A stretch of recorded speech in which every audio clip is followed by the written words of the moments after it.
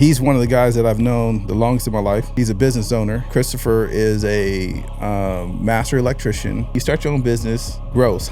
How much do you make in your first year of business? $350,000. First year business, you made $350,000 gross. Yeah. Well, no, I'm not from Denver. I am from San Fernando, California. Family has brought me to Denver. I actually started the business here in California, but when I went to Denver, that's when it really took off. How did you get started as an electrician? Well, I think you might know a lot about that. Talking about, hey man, I got another raise. Here, let me show it to you. I was like, yeah, that's cool. Yeah, show it to me. I have people still trying to offer me positions making $90 plus an hour. Once I started electrical, I knew like from the second that I started became an electrician, that I was going to start my own business. I might have started earlier than you did, but you still started and you still brought your business along when you decided. Think like just because you haven't found your path right away, it doesn't mean that you won't find it, number one. And number two, I had just made damn near $1,000 in one day. Yeah. But yeah, so I want to get into this right now. I have a special guest today. If you guys don't already know, I have a special guest today, and my first guest on the Get Busy podcast. Yes, sir. I want to make sure to let you guys know that number one, like I said, we're going to be having guests on the show. Two, the Get Busy podcast is specifically about entrepreneurship, business ownership. It's a little bit about life, right? Because I mean, you can't have life without talking about some of these things. It's about real estate, about owning real estate. It's about really advancing our future and our culture forward, right? It's not just a podcast that's really about, black or white or anything like that, but I do want to see, more folks that look like us, come up through the ranks. And I think the best way to do that is by having a podcast really honing in and speaking about introducing this episode's podcast sponsor, Platinum Mortgage Company. Looking to buy your dream home, need a down payment assistance program, or looking to consolidate some debt? PMC is a premier mortgage and real estate brokerage and helping their clients to obtain their financial goals since 1989. With their team of experienced mortgage professionals servicing California, Washington, and Oregon, residential and commercial properties. Platinum Mortgage Company offers personalized guidance and competitive rates to help you secure the perfect loan. The staff at PMC understands that each client is unique, which is why they tailor their solutions to meet your specific needs. Whether you're a first-time home buyer or a long-time investor, Platinum Mortgage Company has got you covered. Their commitment to exceptional service and transparent communication ensures you'll have a worry and stress-free communication throughout the entire process. Don't miss out on your experience to work with PMC. Visit them at www.pmccanhelp.com. Oh, and make sure you tell them that you found them on the Get Busy podcast. When it comes to mortgages, the Platinum Mortgage Company NMLS number 266371 is the name that you can trust. Let PMC guide you towards a brighter future.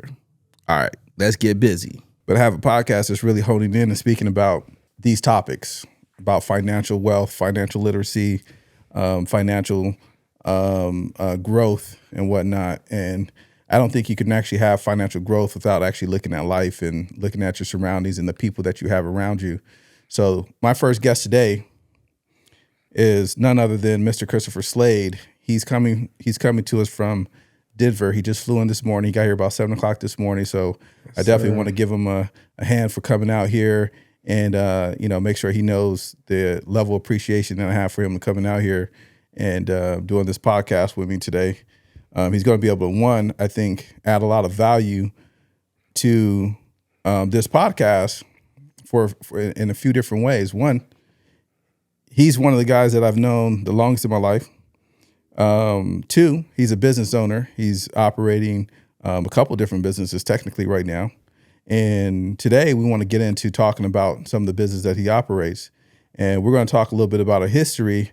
But let's start with the warm welcome, Mr. Christopher Slade with Slade Energy. Thank you. Yes, sir. Yes, sir. Yes, sir. Yes, sir. Thank you for having me on the podcast. Really appreciate it. I'm happy I can be one of your second members on your podcast. And let's get it. Let's talk. Yeah, absolutely. How was the flight? Flight was good, very smooth. It was a real good flight. Okay, cool. Yeah, I know we were talking a little bit earlier about the difference between flying out of Denver and LAX and into Ontario Airport. So, Yeah, I'm really gonna see the difference on the way back. I'm not too much of a plane guy, but I'm here today, and I'm gonna go ahead and start doing what I need to do to get to where I need to go. Yeah, all right. Let me turn this phone down. I don't know what's going on there. But yeah, I really think that, I want to kind of start, first I want you to kind of really start from the beginning. Right now in Denver, I'm just going to tell them a little bit about what you do. Christopher is a master electrician and a business owner of a prominent electrical company in Denver. And so I want you to really tell me kind of, one, are you from Denver? How did you end up in Denver? And two, how did you come to start beginning and starting your business? Well, no, I'm not from Denver. I am from San Fernando, California. Family has brought me to Denver. That's where they wanted to be, so that's where we had to go, and that's where I am, where I'm at now currently. So, very good place for business, any type of business, drywall, putting your nails together, selling luggage. Probably even selling videos, doing your podcast, whatever it is. I think you can really succeed up there. It's always growing, still growing right now. We went to my son's teacher conference yesterday. Both teachers from a different state just got here. Is there a lot of people like from different cities and cities and states out there in Denver? Do you find a lot of people like coming from other states, or is a lot of like local natives? Oh, it's other states. Texas, California mainly. You hit Georgia, Florida, Washington. So let me ask you this. So you moved to Denver. Did you have your business before you went to Denver, or did you start your business in Denver? I actually started the business here in California, but when I went to Denver, that's when it really took off. Okay. Started a new business there. Same name, new business, and it really took off there. Okay. So how long you been in Denver now? Been there 6 years. I'll say 5 years and some change. We're working on 6. Okay. So in 6 years, you went to Denver, and tell me a little bit about really how you got into the electrical game. How did you get started as an electrician? Well, I think you might know a lot about that. It's probably me just reminding you how I became an electrician. But, when we were young and you used to stay at the house, we were in the same house, and you started your electrical career. I remember you coming home not every day, every couple months, talking about your raises. I'm making $24 as an electrician, just got started. Think I was making like 14. I'm like, okay, he just got started. He making 24. Like, that's cool. That's all right. You came home like 6 months. I think it was like 5 months because you were working overtime or something, talking about, hey man, I got another raise. Here, let me show it to you. I was like, yeah, that's cool. Yeah, show it to me. I want to jump in there because what's really interesting, and I say this for everybody, anybody that's listening right now, right? A lot of times it's hard to believe, without really seeing, sometimes we take a leap of faith and we start something, but sometimes, especially when you're trying to bring people that you care about along with you. At the time, I was fresh out of the military and I was looking for a way to support my family. By the grace of something, I think actually my dad might have mentioned something about this apprenticeship program, and I joined the program. And joining that program, it started out like around $17, but you get a raise every like few months or so, once you hit your certain number of hours. So, and you were getting substantial raises. You're getting $2.50 raises, not 30-cent raises or anything like that. And at the time, I started to find out that as an electrician, you might start out as an apprentice making $16, $17, but journeyman, especially if you're doing prevailing wage, you can make up to, I know right now here in 2023, I have people still trying to offer me positions making $90 plus an hour. Wow. So, and that's, if I feel like driving down to downtown LA, but obviously I'm into real estate and other things now, but sometimes in the back of my mind, I say, I should go get that money, Yeah, $90 does sound good. Right. So, but it definitely was, I would say, a fun time back in those days. We're going all the way back to 2003, 2004. And I do remember coming back and saying, hey, man, it's like, hey, I'm just letting you know, I'm making some good money over here. Let's. Yeah, it took a couple times. I think it took you 3 times. It went from 24, and it was like 27. Like 28, 29, $30. Probably $30, $31. I was like, oh, man. This is like, it seemed like it was every 3 months, but it's probably more like every 5 months. I'm like, yeah, $30-something does sound pretty good. And so what's up? What you doing? That's when you told me about ABC. And I mean, you told me before that, but you told me where it was. Yeah. Went down there, filled out my application. It was a journey, though. It was a journey. So, and I want to give everybody an idea. Here in California, especially in the San Fernando Valley, we're both black men.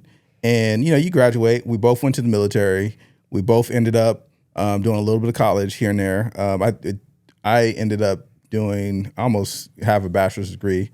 But, at the time, I went straight to the military. I did my 4 or 5 years. You did, what? 2 years. 2.5. But in the San Fernando Valley, number one, you don't see very many black people in general. It's predominantly a Hispanic area, right? Yes, sir. And then the second thing is you definitely don't see a lot of black people in the trades. I don't care if that's plumbing, framing, electrical. It's like it's a limited commodity. So to me at that time, it was very important to say, hey, man, this is a way, because I didn't know, other than basketball, what were we thinking about doing? That's really it. Right. Until basketball was over. Right. Had to figure something else out. So, going from that to becoming an electrician, and I don't know about you, once I started electrical, I knew like from the second that I started became an electrician, that I was going to start my own business. And especially when I saw the amount of money you can make working for yourself. When was it for you that you were like, you know what, I'm going to start my own business? Well, I mean, we started in 2 different places. I mean, you had a lot of background. I didn't know a tool's name when I got started. I didn't know what linemen's were. Barely knew what a screwdriver, probably flathead and Phillips. Probably didn't really even know what they were. So I never really thought of becoming a business owner of something I didn't know about. I just wanted to make the money that you were talking about. So the day I would say I realized that I can do this myself. I can't say the day, but the time I realized I can do this myself, it would be close to before I departed from California when I was working with you.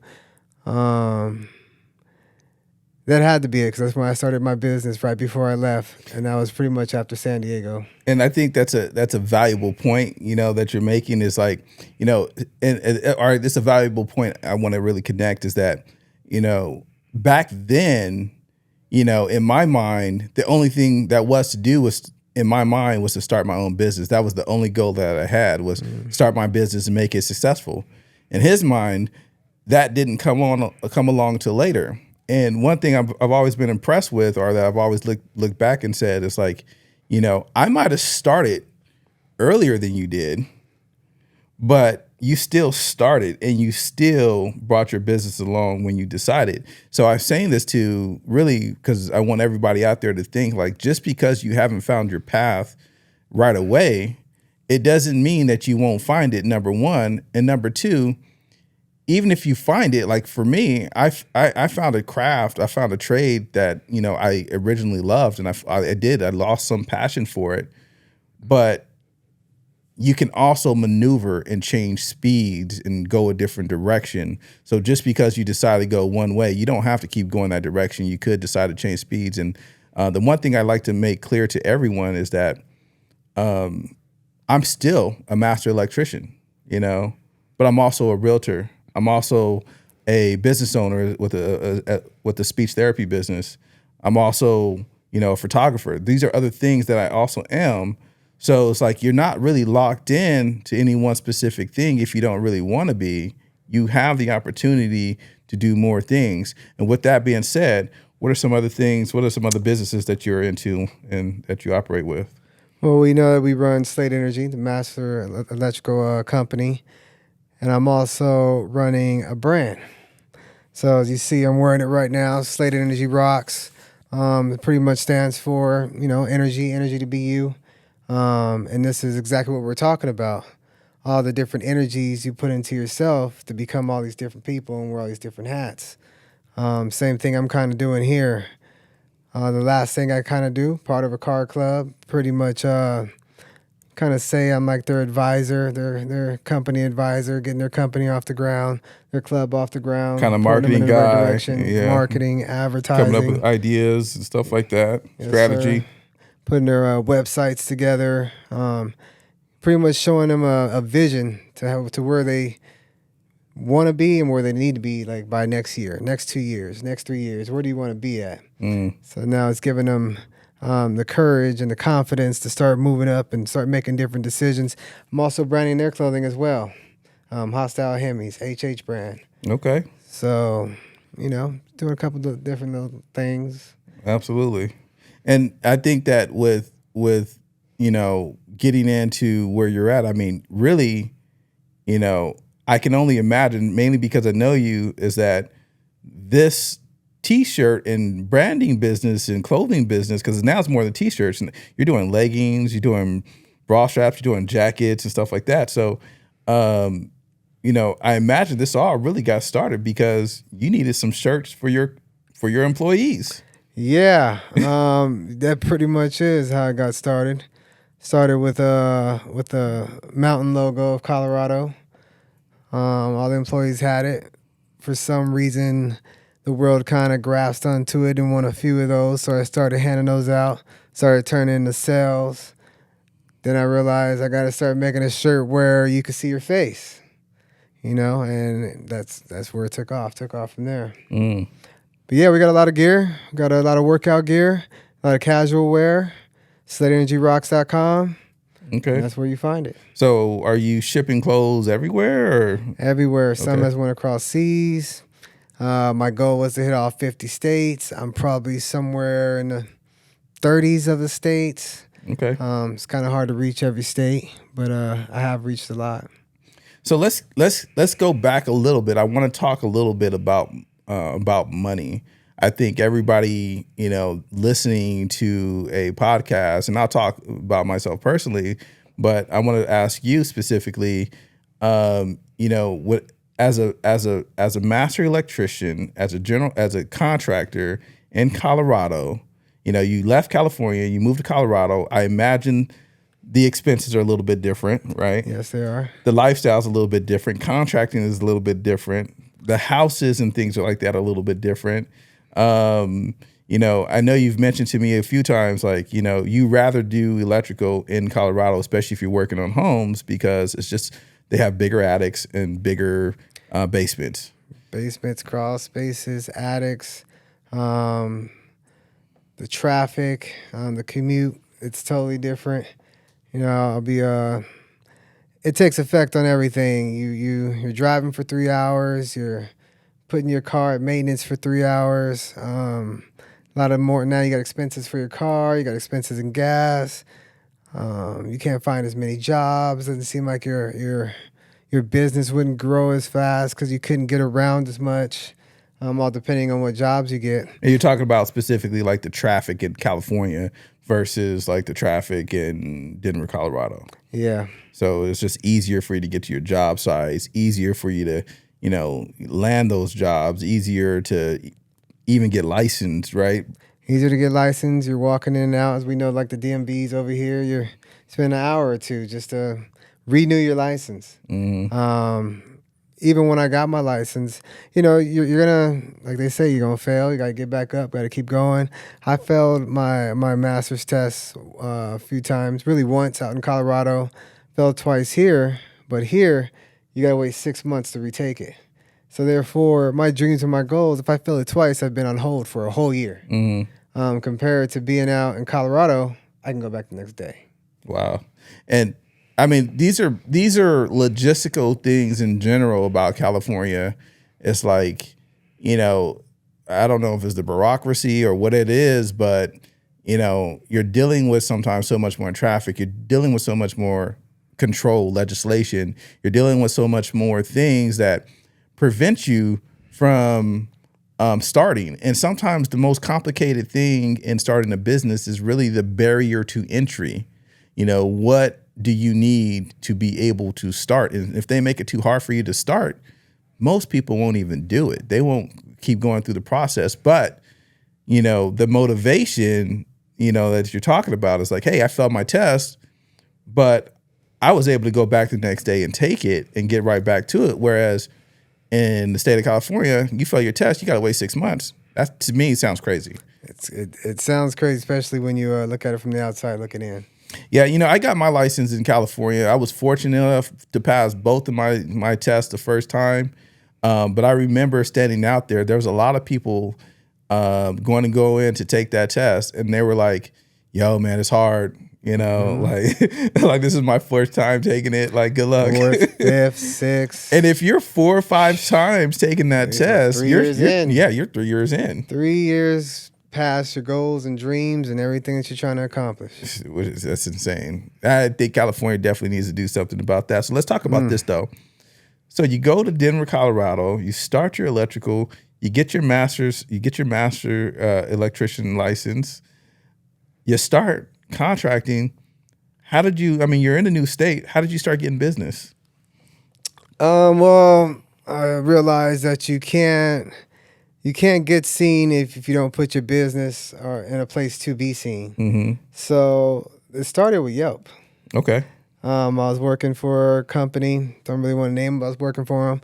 And as I got my master's, I went ahead and got on Yelp, was getting all these jobs after work, can lights here, putting a couple out lights there. And you say, how did it get started for me out there? I had my son. And since I started my own company and they saw me doing jobs after work, they thought I took leave to do my own jobs. So the owner ended up calling me on the phone. It was all nice at the beginning. Hey, how you doing? How's your son? This, that, and the other. And then it went from 0 to 10. I was 0 to 100 real quick. What went? He thought, what was going on? Oh, I thought I was stealing from them. He thought I left to do my own jobs. When it was all said and done, I was on leave so I can have my son. And I was actually... what do you mean by have you see he was being born? Yeah. Oh, okay. You know, I think it was like 2 weeks. And they barely gave me that. Oh, so you were on like baby leave. Yeah. And while you were on baby leave, you were still doing a little bit of work. But I wasn't doing anything. Oh, you wasn't doing anything? Wasn't doing anything. You just happened to have like some pictures or something online of you. I didn't have anything. So they just assumed that I was out there working because I had a company. And it was on the back of my car, so I showed up to work every day. They knew I had one. And, you know, I didn't steal for them. I borrowed a tool. But it was, you know, I asked the foreman at the time if I can borrow it. Took it for a day, brought it back the next day. So that could have been what they were talking about or somebody said. But the sad part is I put more money into that job than I ever taken out. So I didn't take none out. I didn't get nothing. Right. You know, I was the lead on a job, technically telling the foreman what to do because he never had experience in what he was doing in the first place. I want to make something really clear. The week or second week that I started doing that, I became an electrician, I started doing side jobs. My journeyman, we would go to work, and after work, we would go to a side job. I started doing side jobs almost immediately as soon as I got into the trade. So when you are a tradesman, if you want the work, you could probably get it. People are always looking for someone either highly qualified to do a job, someone that's available to do a job. You know, early in my electric career, I met this lady, and actually I brought you along to this job. It was like in Diamond Bar, and I met this lady, random situation, and she didn't have power throughout half her house. she was running extension cords all over her house, and she never had it fixed. I charged her like $225. I remember at the time, it wasn't a lot of money. It took us like 4 hours to go in there, troubleshoot, and repair her outlet and bring power to the rest of her house. But my point in saying this is that if you're an electrician, if you're a journeyman electrician or even apprentice, you start out doing side jobs. So the fact that the company that you're with were mad that you were going to go do side jobs after the fact lets you know how insecure they really were, because it's absolutely ridiculous. It's like the one thing is that, hey, as an employer, you don't fucking owe me. I'm going to say it right now. You don't fucking owe me. Okay. It's like I go to work for those 6, 7, 8 hours that I'm at work. I'm there to do what you're paying me to do. What the fuck I do after I get off of work is my fucking business, right? I hear you, man. and regardless, it's like, and if you're gonna be so mad because I have a tool that your foreman let me borrow to go do a job, man, I brought it back. Like I borrowed a tool, and now you want to hold that against me. Now you're mad. Now, like are you afraid I'm gonna take your customers? It's like that was another thing he was talking about. Was he? Yeah. The PM on the job, project manager of the job asked me to do a job for him. Okay, so how much were they paying you per hour? I just want to know. They were paying me 31, I believe. That's not bad. I assume it's not bad for Denver. So what you're even saying is like, okay, now we're talking Colorado versus California. Okay. Out here, they understand why you're doing side jobs. It's hard. You gotta make money, right? Yeah, you're not making it. Even if you can make $50 an hour, you still wouldn't be making it. So they can understand why you have side jobs. Out there, it's a little different. You don't have to go to work 5 days a week just to make all your financial bills meet ends. Cost of living is a little bit more affordable. More affordable. So why are you doing side jobs? You don't need to be doing side jobs. Well, at the end of the day, he doesn't know where you come from. Exactly. It's like he doesn't know that, hey, I've been doing side jobs basically my whole life, since I've started doing electrical. Because as soon as I started doing side jobs, and I want to make this clear. So I got my journeyman. I became an apprentice first. I didn't get licensed. I wasn't even a journeyman. I was already getting side jobs. I learned how to wire some outlets and learned how to fix some lights. I started doing side jobs.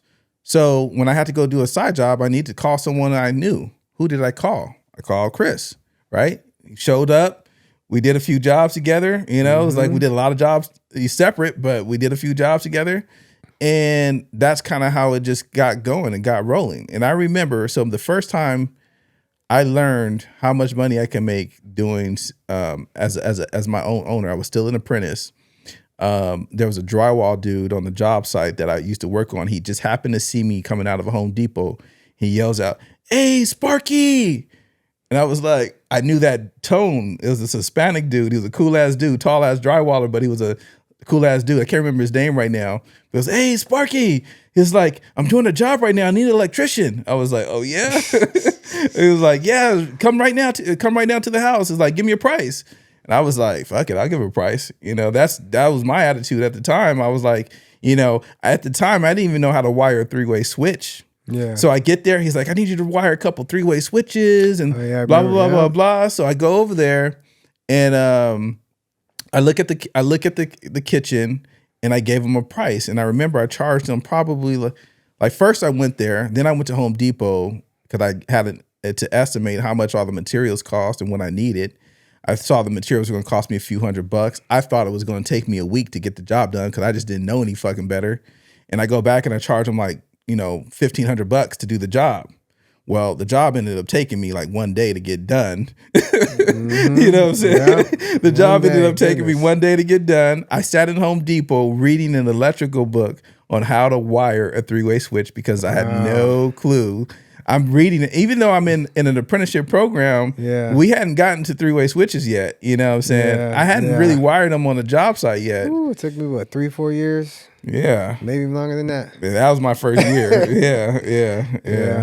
I mean, I didn't try to wire them up. I just didn't understand the process. Right. About 3 or 4 years. Right. In. But that's my point. You know, sometimes you just got to get thrown in the fire and be like, well, they're paying me to do this shit. I got to figure it out some kind of way. I'm on the phone calling every journeyman that I know. I'm in Home Depot reading every book that I know, you know, trying to figure it out, you know, and at that time, that's just what it was. And I was like, I'm going to make this money. But when I was done with that job and they handed me the money, it was like the greatest feeling of my life. I had just made damn near $1,000 in one day. Yeah. You understand what I'm saying? That's the reward. That's the reward for putting in the work. Yeah. So, you know, making money, you know, it's like, this is going back 2003, whatever. Making money, I think, is relatively simple. It's really about where do you want to spend your time? What do you want to spend your time doing? You know, I slowed down in electrical and construction because I found out I'm spending a lot of time away from home. I have kids growing up and I'm just not home. And here in California, you're talking about 2-3 hours in traffic going to the job site, waking up at 3-4 o'clock in the morning. And, you know, I know guys to this day, my first journeyman on my first job site is the age I am now when I met him, but he's still in the field, but he's making good money. He's making that prevailing wage money. It's a tough situation, man. Tough situation with time. Yeah. You know, like you say, you're leaving at 4:30 in the morning, 5, coming home at 8, coming home at 6, taking a shower, eating. No family time whatsoever. No family time. And that to me is like, I don't think people really understand. It's like, I think as I started to get older, I started looking at my relationships, how they weren't succeeding. I started looking at different things, how they were, you know, kind of work was before everything. Yeah, has to be. Because you got to pay the bills, right? It's the only way you're going to be together with everything that you're thinking about. And then I started to think, to me, for myself, I started to think, I was like, I have to design a different life for me, you know, because the way it's going right now, it's like all I see is the same thing happening. And when I look at my kids, I'm not spending time with them. They're getting older every single day. You know, it's like that started to affect me, especially now. I got a 22-year-old, you know. That really started to affect me. It started to affect a lot of the decisions that I was doing, I was making. Yeah, I think that's the blessing behind the blessing of me going to Colorado. You know, it's things I didn't really think about. Colorado's not my first choice. It's not where I wanted to move to technically, but that's where I am. And because I moved there, that area of time is not there for me. You know, you have to start at 6 o'clock here, 7 o'clock, leave at 4. Out there, I get to start at 8:30. I get to see my kids before school. You know, they go to school, they come home at 3. I can technically pick them up. You know, even if I worked for a company, I would be there an hour or so after they got out of school. I'm there at 4:30. I could spend the rest of my afternoon. You know, so those are the pros and cons about being in Colorado.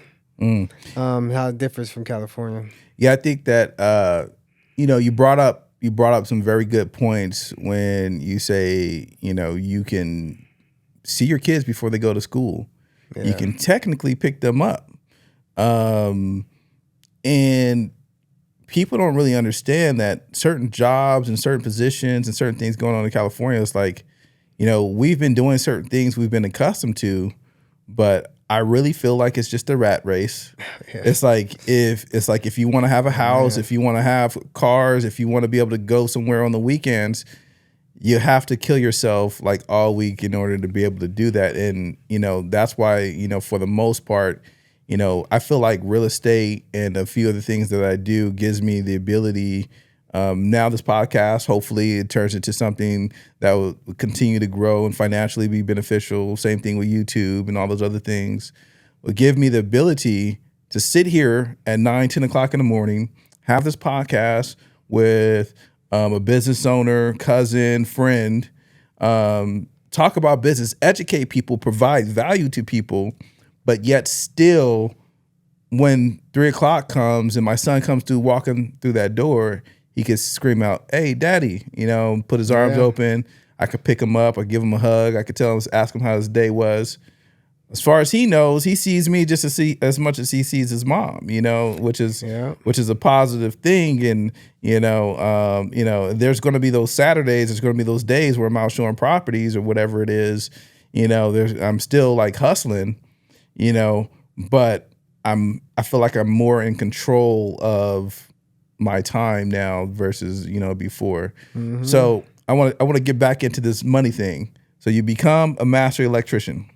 Yes, sir. Denver, Colorado, first year, you're making $31 an hour with the company that you're with. Yeah. I don't know what the math is. I figure that's probably about $60,000 a year or something like that. Somewhere around there. Like that, yeah. 60, 70. And then you go from that, and then you start your own business. Gross. How much do you make in your first year of business? $350,000. First year of business, you made $350,000 gross. Yeah. Now, if you guys know, electrical materials are expensive. So, it's not how much money he gets to keep in his pocket, but gross $350,000 is decent income. And if you look at profit margins and whatnot like that, that was definitely more than you were making as a journeyman working for someone whom they treated you like crap, right? Yeah. Do you feel like you had to work any harder becoming a business owner? I would have to say yes and no. Out on the field, it's it's harder on my mind, but it's not. For me, it wasn't much harder. Mm-hmm. I was doing the same thing for companies as I'm doing for myself, technically. What was the biggest transition going as a journeyman to becoming a business owner?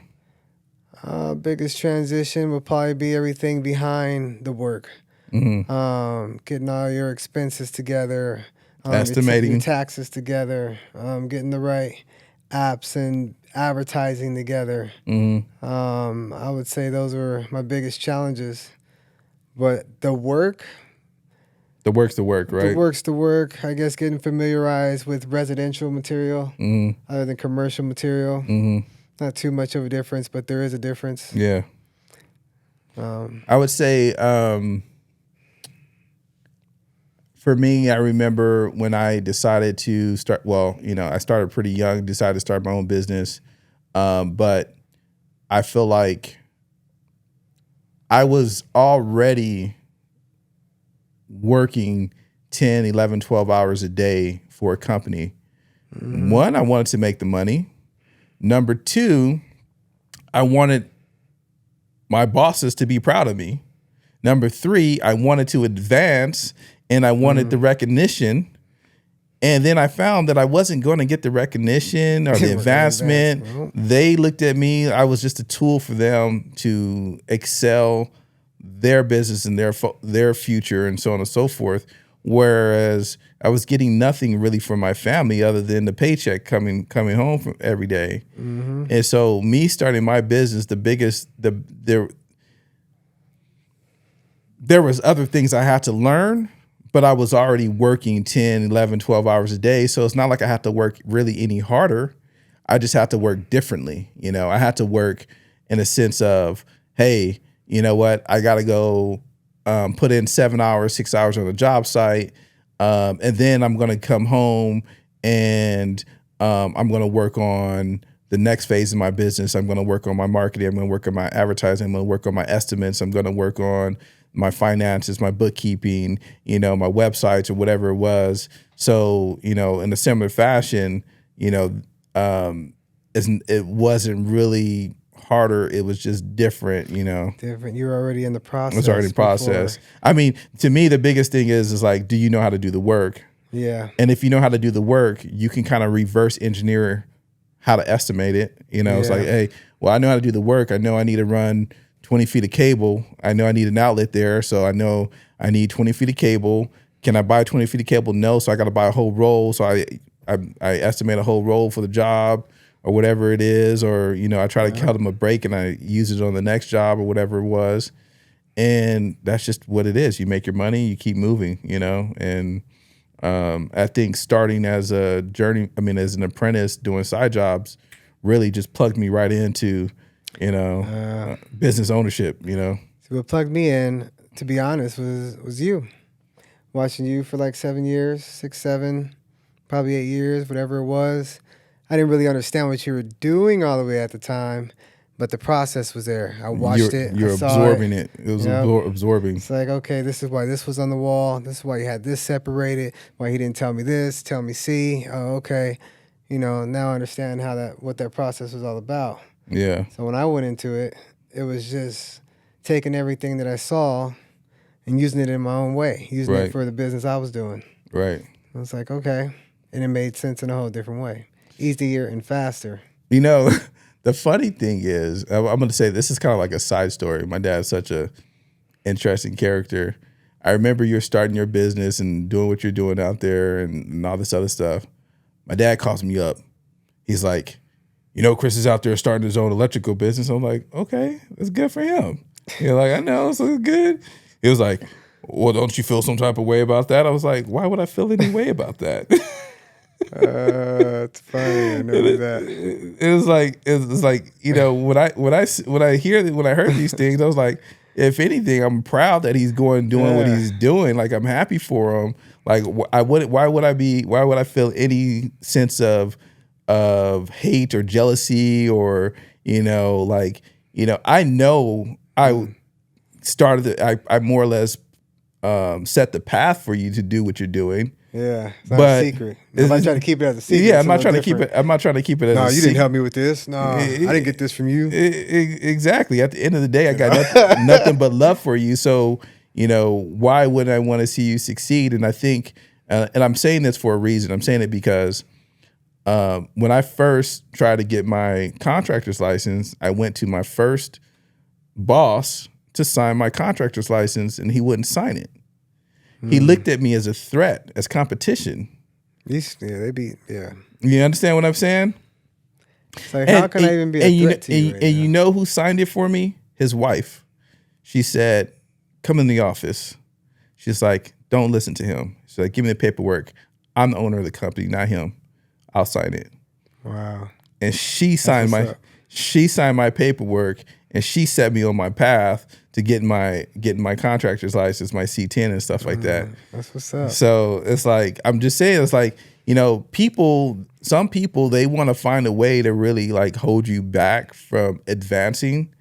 And I've been fortunate enough, I'm going to say this right now, I've been fortunate enough throughout my career where other people saw me and looked at me and said, this guy shows up on time. Mm-hmm. He's a hard worker.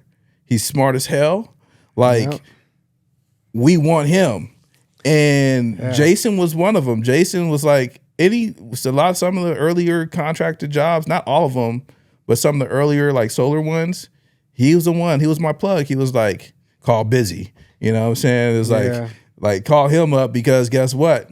He's going to get the job done. I trust him. I've worked with him. I know he's not going to quit on the job. He's not going to quit on you. It's like, he's going to get the job done. This is who you need to call. Mm-hmm. And what I did was they try to bring me in as an employee, but I've always held my ground and it would say, I have my contractor's license.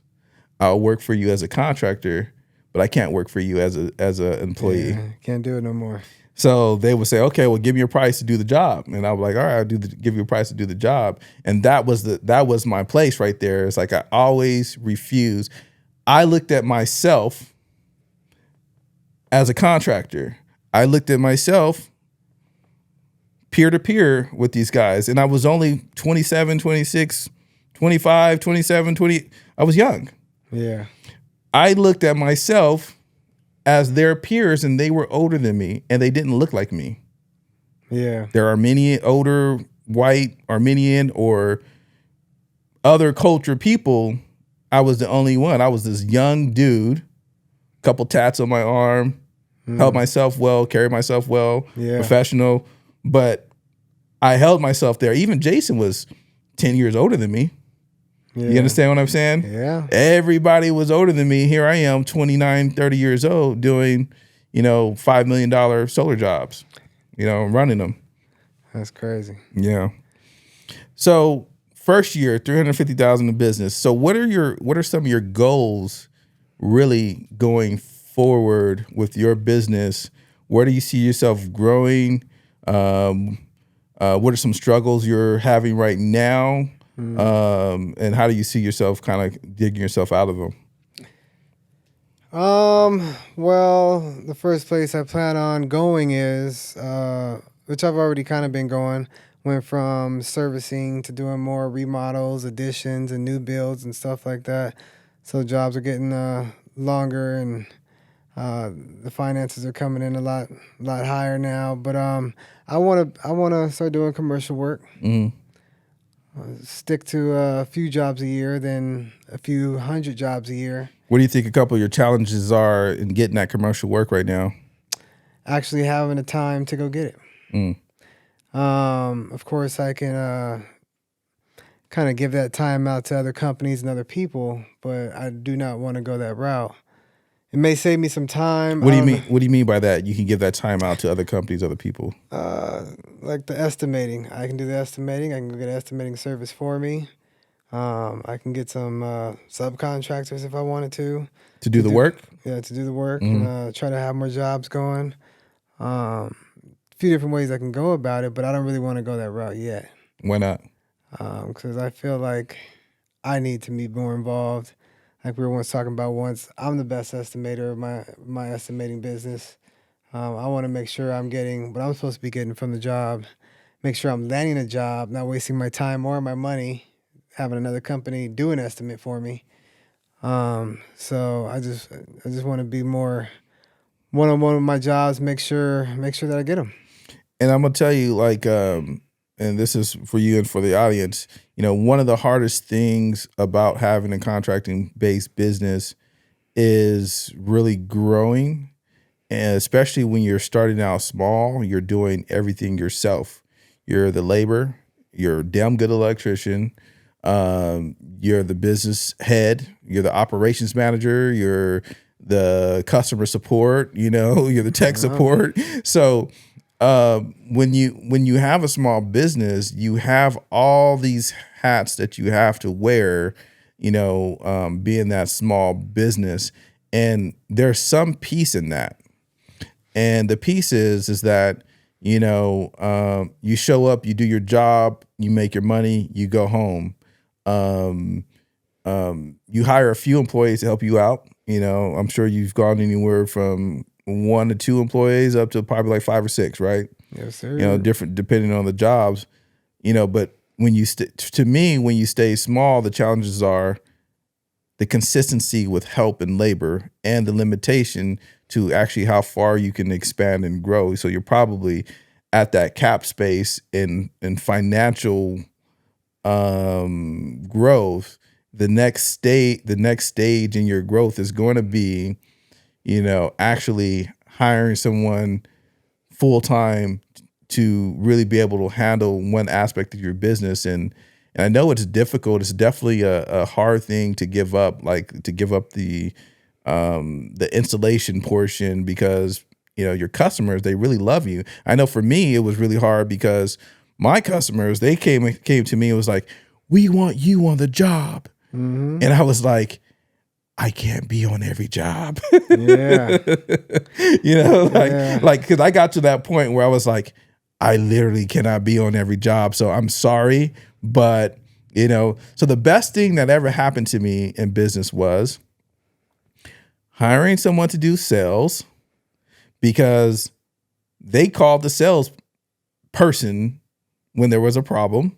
Yeah. I talked to the salesperson about how to handle that problem, but they didn't. It got to a point where people never even saw my face. They had no idea I was the owner of the company. Yeah. You understand what I'm saying? Mm-hmm. So it's like it was an alleviation of that responsibility. Yes, people love me. Yes, I was somewhat the face of the business, but at some point in time, people didn't see my face anymore. So the best thing I did was hire someone to do sales and estimation, because I had a few different people that would go out there and sell the solar job.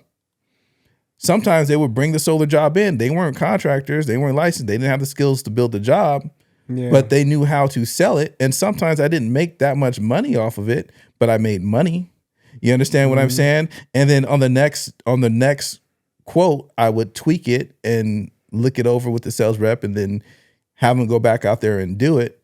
So, that was the best investment that I ever made. One, the other thing was it was a commission-based thing originally.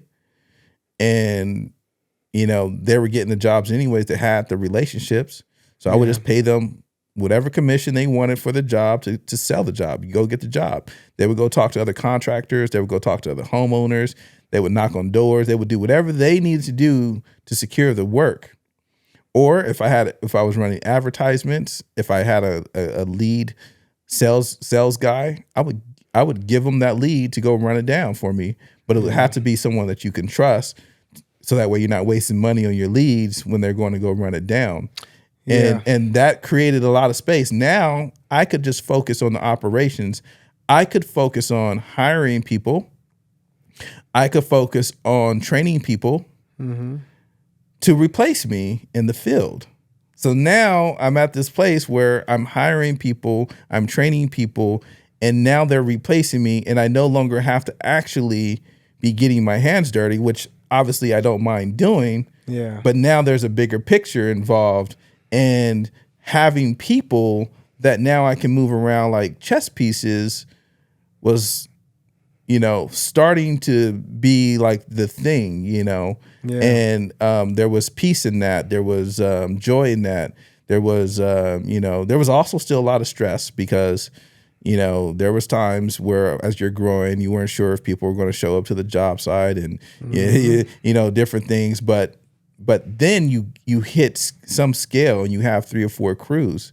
So if this crew doesn't show up, or if this person on this crew doesn't show up, I just call one other crew and say, hey, crew A needs help from crew B. Crew B, go help crew A out real quick.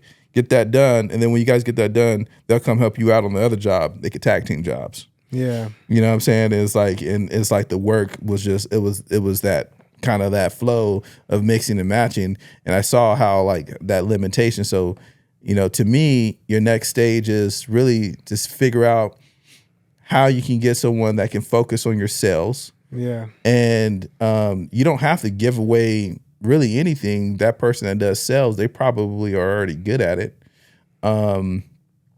But seeing how you can do that, even if that means hiring someone to do it for you and like literally going over every single estimate with them until it clicks. If it takes 6 months, if it takes a year, and then you start to send them on out on your own, you're grooming them.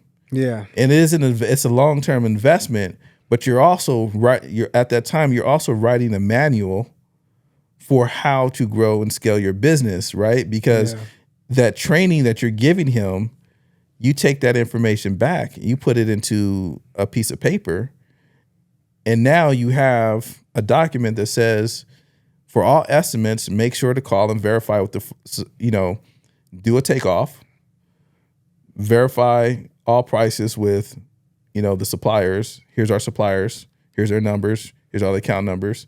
Yeah. And then before you send it out, send it to me for approval. I'll look it over. I'll sign it. And then you send it out to the customer. Or once they get good enough, you won't even have to look at it. They'll just send it out, and it should be, more or less good to go. But I think for my business, I think I always had that checks and balance where every contract that went out, I signed it. I would look it over, look legit, look at the address. We got plans. It's like I literally saw everything that came in. It's not like I didn't see it. I was a part of every single transaction. It's just that I reviewed it. It looks legit. Looked at the materials.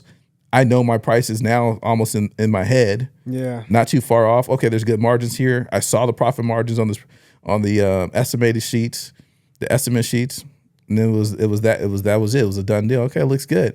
And if there was a problem with one job, if I ever lost money, which never really happened, but if I were to lose money, it would have been that one job. And I would say, what the hell's going on here? Yeah. Like, how did this happen? And then now you're handling those type of problems.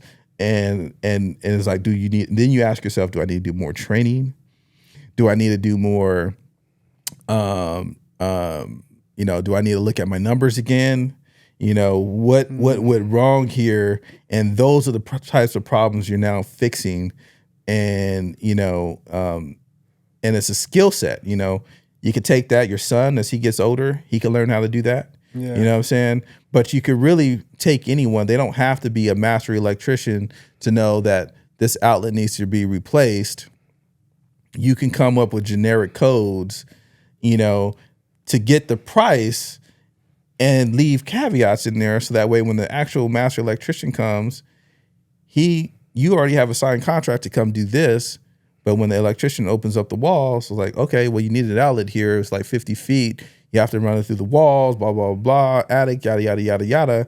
Like, I can see that, but we didn't know it was a block wall underneath the drywall, and he can't drill down into it. Like, it's going to need pipe or something, It's going to be a change order. You leave those notes, those footnotes at the bottom of all your invoices. If the circumstances or the situation on the job site changes or is different than what is estimated, it will be charged to customer at additional rate, and that's just that, so you could build those protections in for yourself. But I think that's the most important thing you need to do. Your sales, mainly. So even if that means now you're just doing all the work in the field, but while you're working, someone else is just bringing you jobs.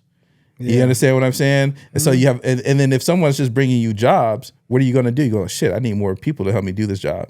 So now you're going to hire someone of value that can keep working these jobs. They're consistent. They're working. Provide them with the truck or whatever tools that they need to do it. Yeah. And then they'll just keep going from there. But you're still in the field.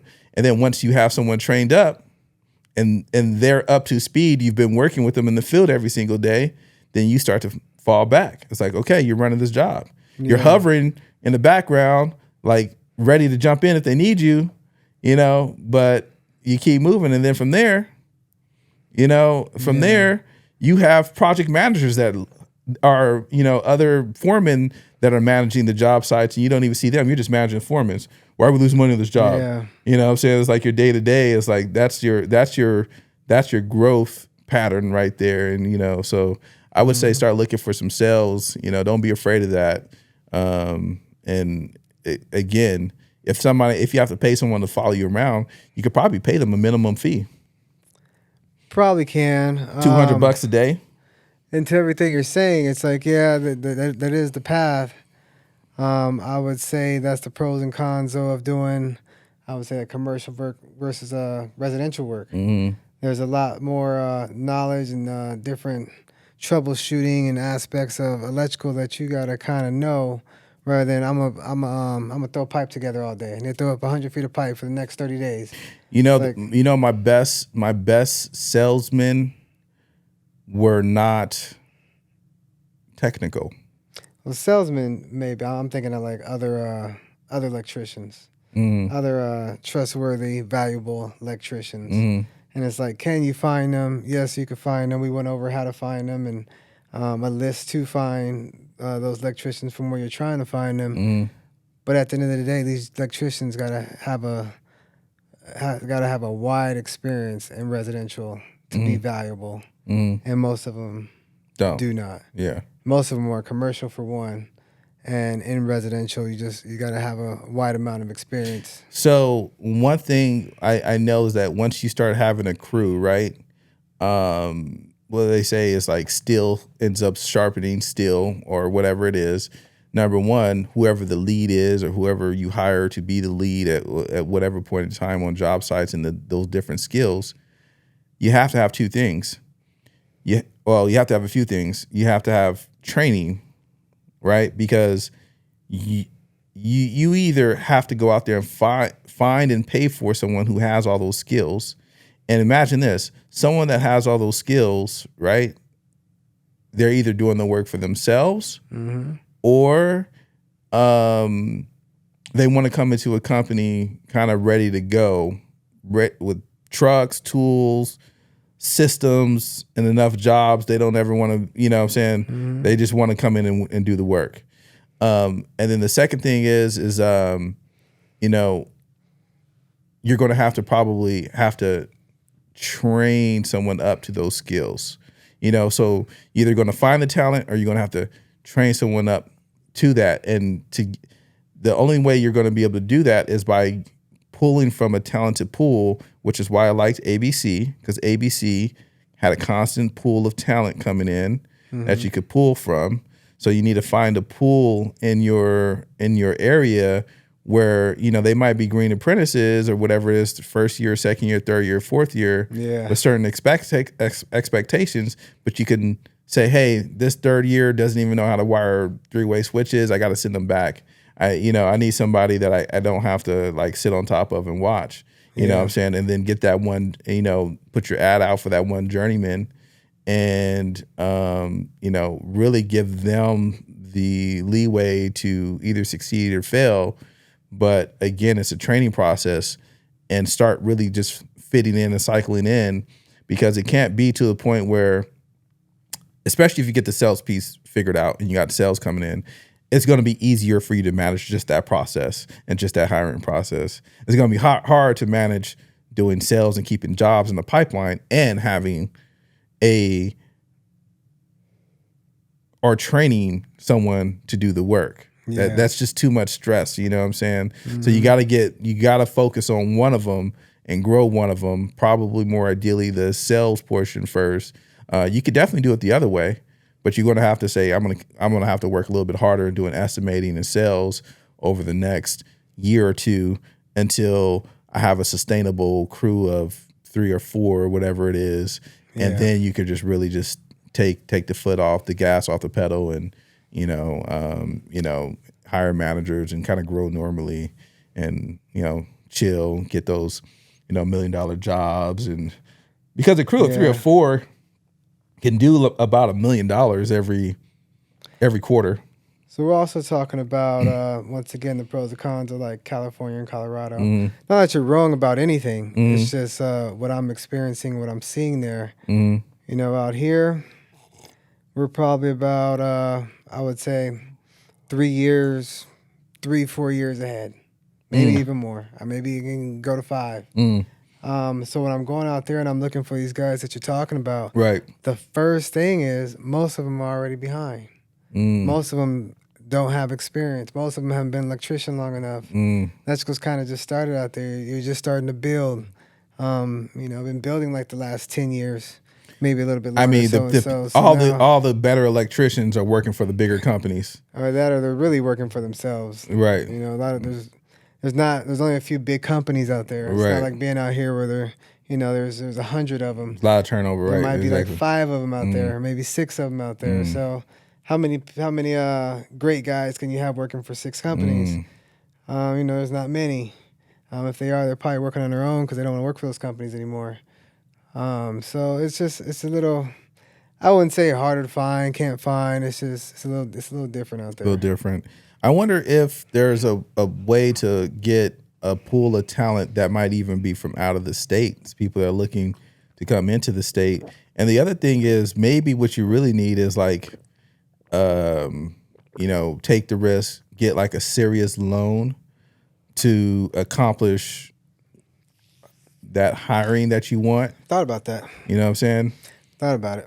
And then that way you can kind of like, offer the finances or the money to hire the talent that you want. And then at the same time, while putting the investment into the tools, the infrastructure, as well as saying, hey, I'm about to go ham on estimating and whatever it is. Because I think from what I see, the business is out there. Yeah, you could probably grow as much as you want to grow. Your limitation right now is going to be the time and the talent to extend your time. And the only way for you to extend your time is really by leverage, right? So you have to. It could be what you're saying. It's like, okay, I do get these bigger jobs. I can technically get a job for like 6-7 months, spend my time training, being on that job, being hands-on, whatever it is. Growing into maybe another 2 or 3 jobs where I'm training a few more crews because I've already trained that crew. Now I'm going to say this. This is kind of like, I don't want to say it's inside, but it's like, what's his name? It's like one of your guys you gotta take, if you are going to make that investment, either financially, either taking your own finances or taking an investment seed from someone else or a bank or something like that, a loan, you got to invest it in the right person to train. You know what I'm saying? That's definitely true. That is. Like somebody's got to be almost have most of the assets and tools. When I say tools, I mean like mental tools to really get there, you know, because it's like you either get a green electrician, which we know that's going to take years to develop, or you get somebody with hopefully 2-3 years experience, but somebody with, let's say, 9-10 years of experience, that is also problematic too, because they're kind of like set in their ways. Yeah, they're, yep. And how they do things. They might not be responsible. They want to do it differently. They might not show up to the right way to do it. Exactly. And then they have a problem taking direction from a younger dude. They have problems taking direction from a black dude. Yeah. I don't know if you've ever experienced those problems. The younger dude I have, black dude I don't, I probably have, just haven't paid too much attention to. Most of the time I don't got time to pay attention to it. It's either you're listening to me or you're not. If it's because of the color of my skin, that's kind of your problem. Yeah, we've known each other for a long time. We've never been the type of people to make excuses about us being black and why we can or can't succeed. And, I think there's a lot of folks out there that say that a lot of big black folks have this victim mentality and that, America is not as racist as they say it is, blah, blah, blah, blah, blah. And I think maybe America's maybe not as racist as maybe they might say, but I'm gonna tell you guys just my experience, okay? Contracting here in California. The first large job that I had was an apartment building. It was like a 5-unit apartment building. I was remodeling this 5-unit apartment building, framing, plumbing, electrical, flooring, tile, like full scale remodel, 5-unit apartment building. Hired framers, hired drywallers, hired plumbers, was doing a lot of the work myself and so on and so forth, right? And this framer comes to the job. He might have been a little bit methed out or whatever. I mean, I don't know. Somebody told me that he might have been, so that's why I'm saying it. But one day he wanted some money. It wasn't payday yet. And when I told him, I was like, dude, man, you're not going to get any money till Friday. I just can't give it to you till then. This dude lost his shit on me. He called me every N-word from San Diego all the way up to San Francisco. It was like, yes, you, blah, blah, blah, blah, blah, blah. And I was like, yo, what? And I remember feeling so hurt on the inside. Like, why is he speaking to? And at the time, I was probably like 26, 27 years old. Yeah. And I was just so hurt.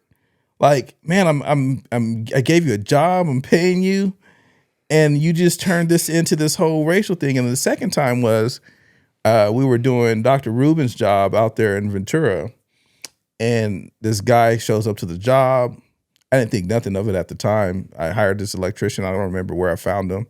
At the time, I was always running ads. He had a shaved head. Showed up to the job site. I'm paying him $25 an hour. This white dude shows up. I'm talking to him. He's talking to me. And out of the corner of my eye, I can just kind of see him just like looking at me like this.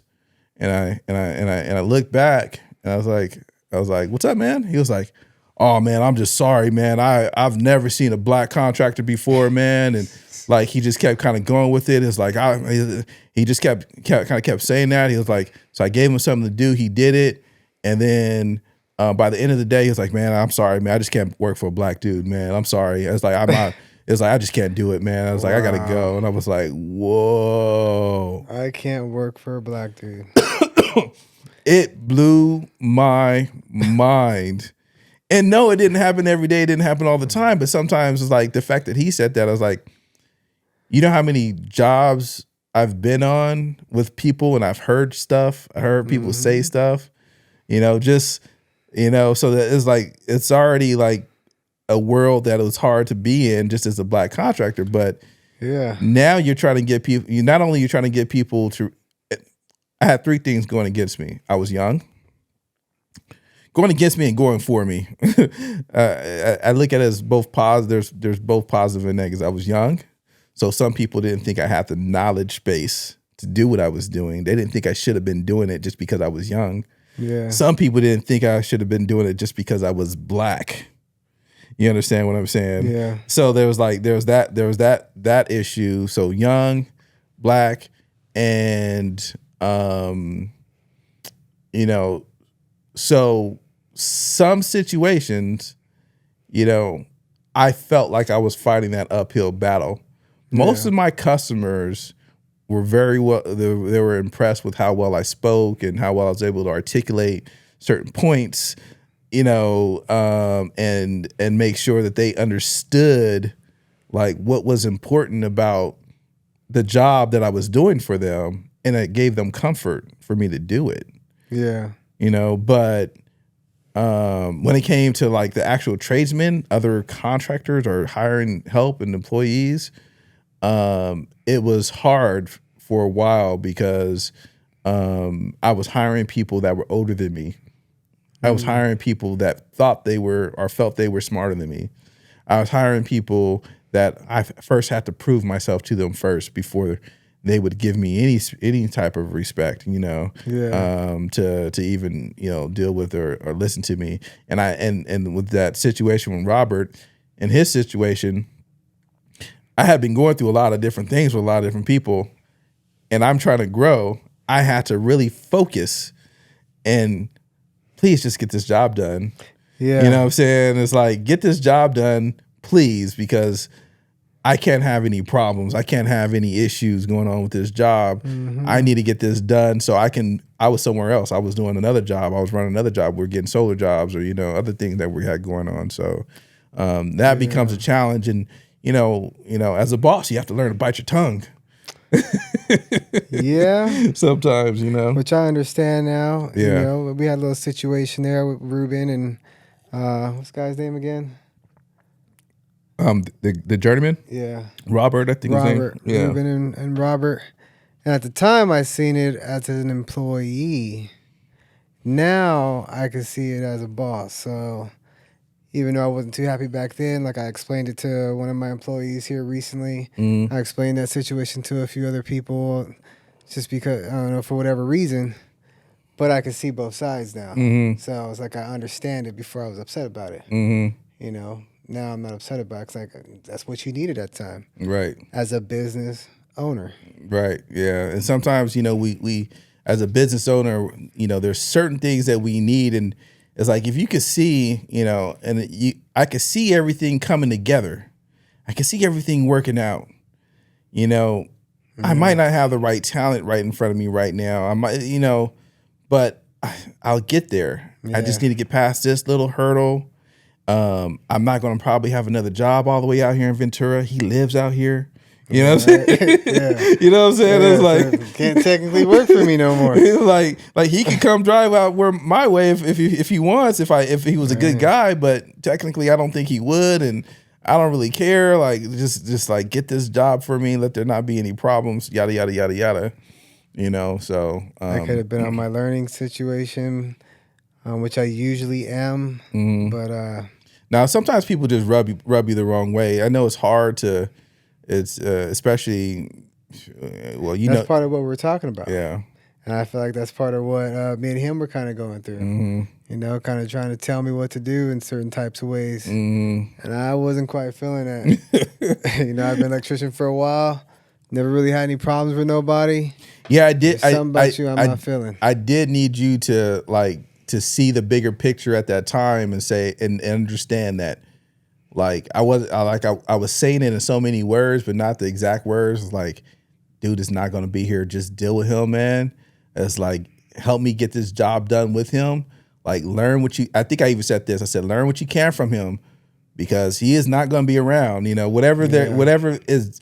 See, I don't care if there's if there's a racist, a piece of shit, or whatever it is. Just like, there's something to learn from everyone. Yeah. You know what I'm saying? It's like, so I always, and this is one thing that I've always done, no matter which job site I've been on, no matter what situation I've gone into, I never look at anyone like they're completely stupid. There's some knowledge in their brain. There's something to gain, even if it's, this is not how I need to treat people. This is not how I need to act, type of a situation. And at the time, I knew it was a new build. I knew it was only a few weeks of actual roping the house, wiring it all up, and then getting them out there, getting that portion done and getting it past it. You remember what year that was? Shit, man, that was a long time ago. That was probably like 2000. That had to have been like 2010, 2011, maybe. Okay, that's what I thought. And I'm asking you because, as electricians or construction workers, probably whatever it is you're doing, you got to go through your growing path. Mm-hmm. Your first year, second year, third year, you're learning, not realizing what people are saying to you, why they're saying it to you. Don't know why you're getting fired, why you started this job, why you started at this time, ended at this time. Yeah. And when you get into your fourth, fifth, especially sixth year, you start understanding. The process. Yeah. And you start understanding your leads and your foremans. Yeah. And how they're treating you and why they're treating you that way. Mm-hmm. And that was pretty much my year 5 and 6. Sometimes they're treating you that way for no damn good reason. You know what I'm saying? So you got into your point of, I ain't taking this no more. Mm-hmm. This is your 5th, 6th year. I'm now smart enough to walk away from you. Mm-hmm. No, this ain't my first or last job, mm-hmm. and continue my path and my journey. Yeah, at the time, I looked at it as more of a job for you. That it wasn't, to me, it wasn't just a job for you. You know what I'm saying? I think at the time, to learn on. It was at that time, it was a, let's get past this because I saw bigger things coming, and this is something that you could be a big part of type situation. Yeah, my path didn't understand. It wasn't at that growth yet. As you he once told me one day, which I still remember to this day, you need to grow up. You know what I mean? I'll never forget that, man. I was with Gabby sitting in the house. I'm like, you know what he just told me? I can't believe what he just told me. I was mad, dude. I was hot. He's only like 2 years older than me. I still remember it to this day. But later on, I realized what you meant by it once again wasn't that I need to be older. You know what I mean? I just need to see things in a different way. Mm-hmm. That I can't see them yet. And you need me to see them. You need to grow up, man. You need to start seeing things bigger, better, and faster in a different way. Yeah, so much of... I appreciate a lot of the freedom that you had back then. I respect a lot of it. And, I tell people all the time, it's like, you were in the clubs a lot. You know what I'm saying? You were going out. It was like you were, you go do your electrical job, make your money, go spend it in the club. And I was like, damn, man. And here I was like grinding every day, doing this, doing X, doing Y. Mm-hmm. But what I tell people, it doesn't really matter where you start. You know what I'm saying? It doesn't matter where you start. You know what I mean? I'm spending my money. Yeah, it doesn't matter where you start. It's like yeah, maybe you could have made some different decisions and been in different places, but I needed that. You're at where you're at right now. I needed that to get here. Yeah, that's why I'm trying to do that right now. You know what I mean? Get it all out of my system. It's part of my DNA. Had to get it out. Okay.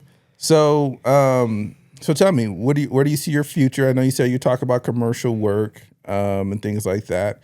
You see yourself really staying into the electrical field, breaking off to any other businesses? Like, what do you aspire? I mean, I know your passion as a kid was to play basketball. You were a damn good basketball player. Thank you. And things like that. But now. And then we kind of got into electrical somewhat by default. For me, I got into it because I was looking for a path of making some decent money.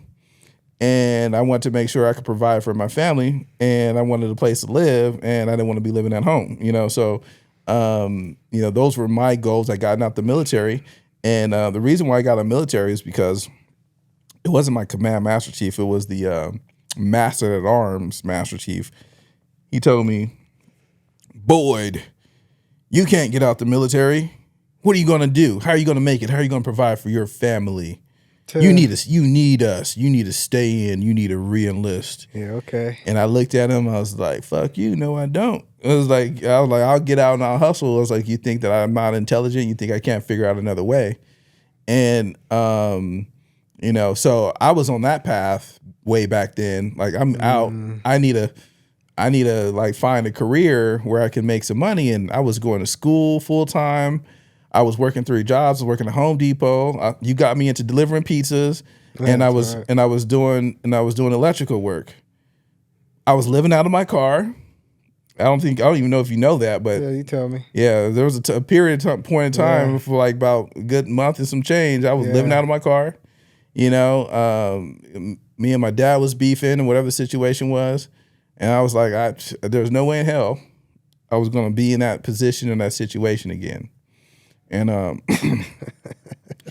I was too prideful to really. Yeah, I was too prideful really to really like ask anyone for help because I just didn't really feel like anyone wanted to help me. Yeah, you have a different you have a different journey being here.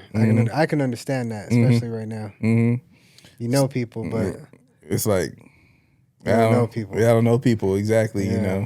So that was my determination to say, you know what, I need to succeed. I need to put myself and my family in position to succeed and to make money. And at the height of my career, we're doing damn near $1 million in sales per month, which would have been about nearly $12 million a year. But that was my motivation up until I lost my passion, my love for doing that. What's your motivation now? Like for me, my passion is real estate. It's helping people really maneuver and educating families with their finances. And how they can really figure out their dream and turn that into reality. Ultimately, I see myself doing a lot of developing. I have a lot of contracting skills that I still hold my license. I still want to be, in construction, but in construction for a different reason, meaning I'm buying land, I'm building the property. I am maybe have a couple properties that I'm managing, apartment buildings, whatever it is. And that's really my path. That's my goal. That's what I want to do. Where is your path taking you? Where do you see yourself going? Well, once again, paths, never really know how they're going to go, but there will be one. I don't really see myself doing this for more than another 5 years. I don't know if my body's going to be able to take it like that.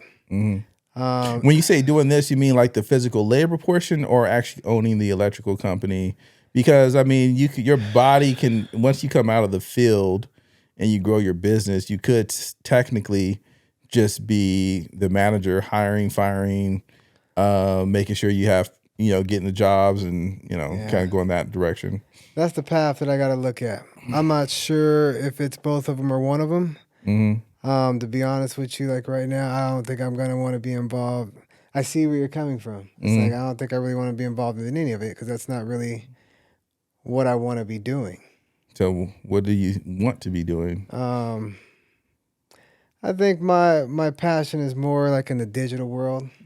Whether it's taking pictures, making music, making clothing, more of a creator. Even though we're doing construction, but I think it's more of digital creation.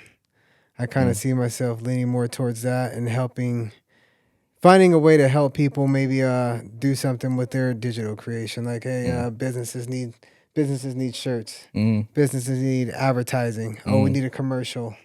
I'll be able to put that together and things like that. That something in that nature. Who knows where it's going to go? But I really don't see myself doing electrical.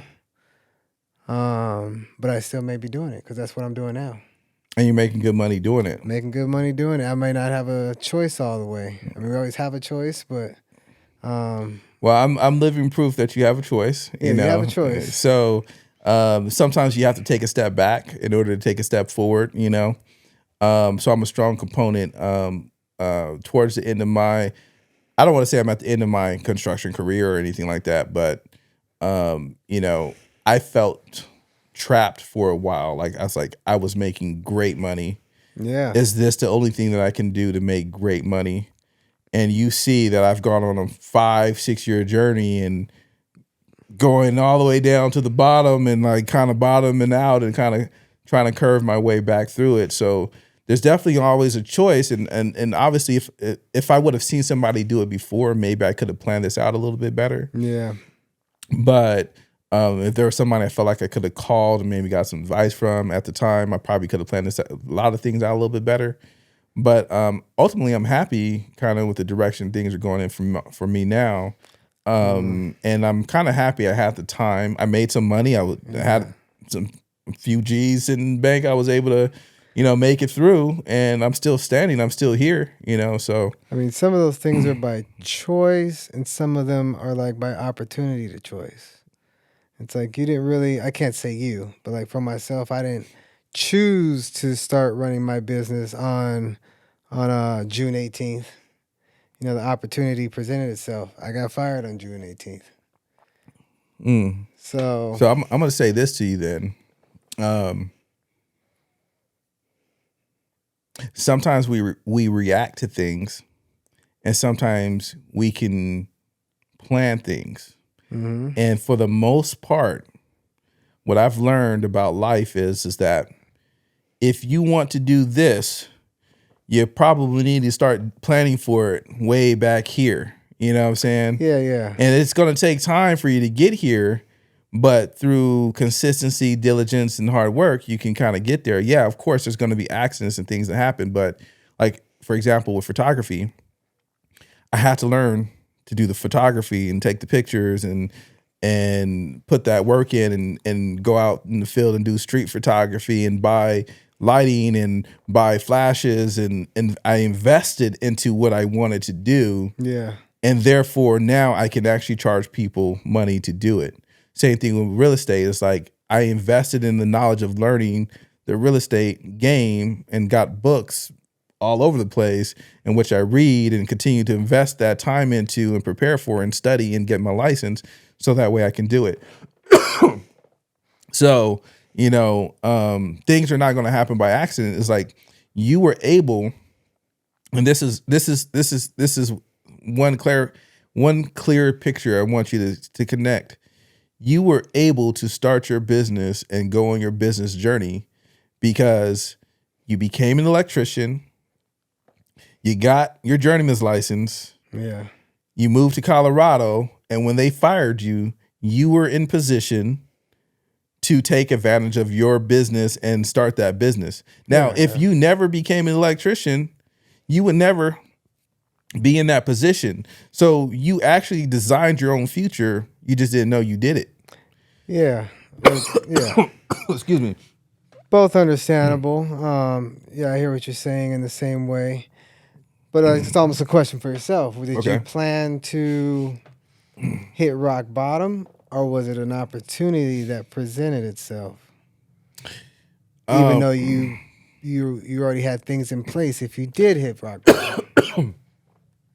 So one of the things I've always said was that I was going to build a successful company and make millions of dollars. That was my goal. I did not want to be a small contractor. I was either going to stop doing it, or I was going to make it and succeed, or I was going to fail miserably. I always knew that in the back of my head. I didn't fail miserably. I did reach the success that I wanted to. My quote unquote rock bottom was by design because I was pushing myself out. I put myself in those positions to push myself in a different direction. It's kind of like when you're in a relationship, right? You start making certain decisions when you feel like you're at the end of that relationship. So you're kind of pushing yourself out. You understand what I'm saying? Yeah. So I was pushing myself out, even though I was scared, even though I was fearful. I started to push myself out because I knew that I wasn't happy. And I was looking at my mental health, and obviously because of that mental health, there was a lot of things going on that I had to, that I knew was going to be hard in the back of my mind, and that I had talked to myself about in preparation for it. And I didn't know how I was going to get through it. I didn't know how I was going to manage it. I had no exact clue. Yeah. But I had ideas, and I knew that I had my real estate license already. Oh, okay. I wasn't real, I got my real estate license back in 2013. So I knew I had some money. And I knew that one way or the other, I'm going to find my way out of it. And that was the confidence I had from building the business that I had built originally. Okay. All right. So you had a plan. Yeah, more or less a plan. It didn't go all that smoothly, but it was a plan. I mean, I can understand. I can say I had a plan as well, but I think you did have a plan, and I think most people do. They just need to be more hyper aware of that plan that they have, right? I think it was unexpected. Mm-hmm. I may not be using all the correct words at the time, but it was like you had a plan. You didn't know. You didn't know you were going to do it right then. Yeah, didn't know. It's almost like, I don't know about you. I don't know if you knew that you were going to go that low, but you knew you were going to go low. Mm-hmm. Well, I go that low. Mm-hmm. It was kind of unexpected. Did I know that my business was going to take off the day that you fired me? Nah, but I knew it would take off. I just had to figure out how. Mm-hmm. Yeah. So, how about that leap of faith? Well, I think we talked about this a lot. I think there's a lot of great value in this conversation. On this channel, we're going to have a lot more conversations about contracting business. There's a lot of experience that I have, wealth of experience that I have. There's a wealth of experience this guy has now at this point in time. And I want to bring other people onto the channel to talk about their businesses and other opportunities, because, I'm not just into again, real estate right now and construction and all that other stuff, into a few different things, have a few different passions, have a few different ideas. And I'm going to keep nurturing those things and keep growing those things, separately, but simultaneously, more or less. I'm kind of a serial entrepreneur type, if you want to call me that. But so that's what we're doing on this channel. This video will be this podcast, this video, if you guys happen to be watching on YouTube, subscribe to the channel, because this is where you're going to get value and content. Here today, we told you about our journeys going through the ranks, becoming master electricians and journeymen and contractors. Right now, Mr. Slade right here is making $300,000, $400,000, $500,000 a year as a master electrician out in Denver. This could be your path, but it doesn't happen overnight. Okay. So thank you guys for watching the Get Busy podcast. I want to thank my guest, Mr. Christopher Slade. You can find him. Where can people find you at, man? Slade Energy. Instagram. Okay. Slade Energy Rocks on Instagram.